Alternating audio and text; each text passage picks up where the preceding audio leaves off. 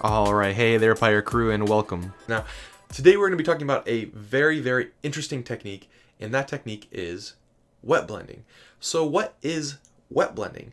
It's the process of blending wet paint on wet paint. Now, personally, I consider this a branch off of the feathering technique. There is a little bit more variety to it than just that. Now, why would you want to use wet blending instead of let's say layering or just regular old feathering? First, it's incredibly fast.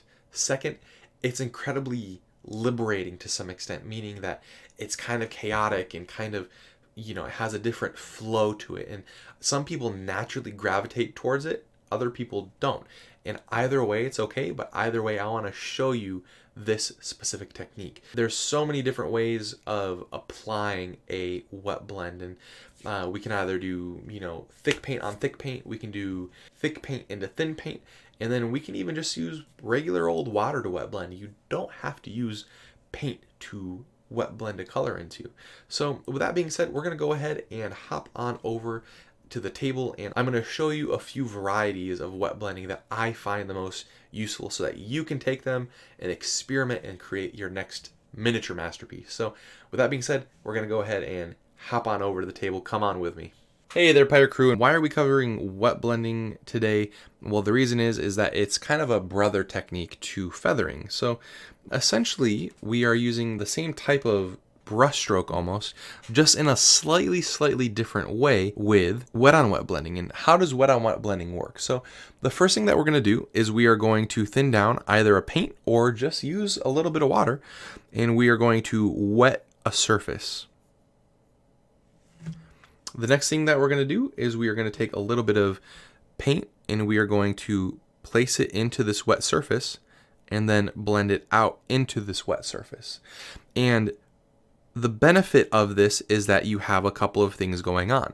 The first is the two colors kind of get to mix into each other. And if you remember, that was one of the downsides of just feathering that we talked about in the last tutorial. But in this way, we still get those benefits.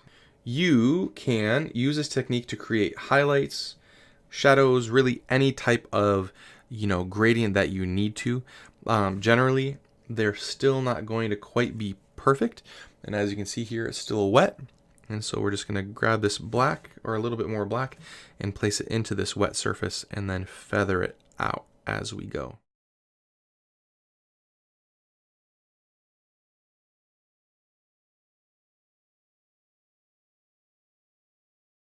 A part of the reason why this works so well is that the paint wants to diffuse into that liquid, and when you have that diffusion happening, essentially it's helping you and aiding you to create a transition. Something else that you want to think about when you are creating this is that when you put down, the liquid, you want to place it a thin liquid down, and then you want to place a thick liquid or a thick paint into that thin liquid.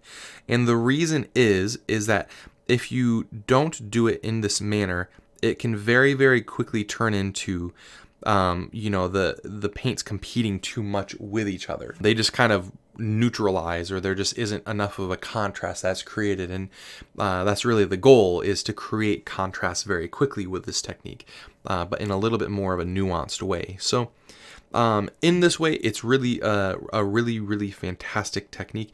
This technique is also used, in some initial phases to kind of create an impression of color, and it's very fluid because everything is still wet. You can really keep paint wet for a very long time. If you continue to work a paint and there's a little bit of moisture in the brush, you can continue to work the paint over and over again, as long as there's a little bit of humidity. So you can even leave it for a second, get some more liquid on the brush, and come back and continue to work it, and it will continue to, play. But yeah, this is a really great technique for creating nuance and creating variety, and also a very great technique for creating, contrast for you to work on top of later. If I can combine wet blending and feathering, we can get even more contrast out of it. And then also this is kind of the bridge technique between feathering, wet blending, and then loaded brush would be the next step in this progression. This one is also very, very short. There's not a ton of complexity to it, and I think that you guys will find that the feathering and the wet blending techniques, there just really isn't a ton to it. So thank you guys very, very much for coming and hanging out and watching these. Next week we are going to go over washes, so keep an eye out for that. And once again, I wanted to thank you guys for your support in watching these videos. If you guys would like to support me, if you guys have been enjoying this series, consider heading over to Patreon and supporting for, just $1 a month. It really helps out. If you want to support with $5 a month, it gives you access to a treasure trove of over 30 hours of tutorial content for you to learn from and grow as a miniature painter. Be sure that you post those photos of yourself practicing this technique down in the comments. I would love to see that. And if you guys have any questions or concerns at all for me about this technique, I would love to see it. Thank you guys again so much for the support. Hope you guys are having a great day, and happy painting. Bye.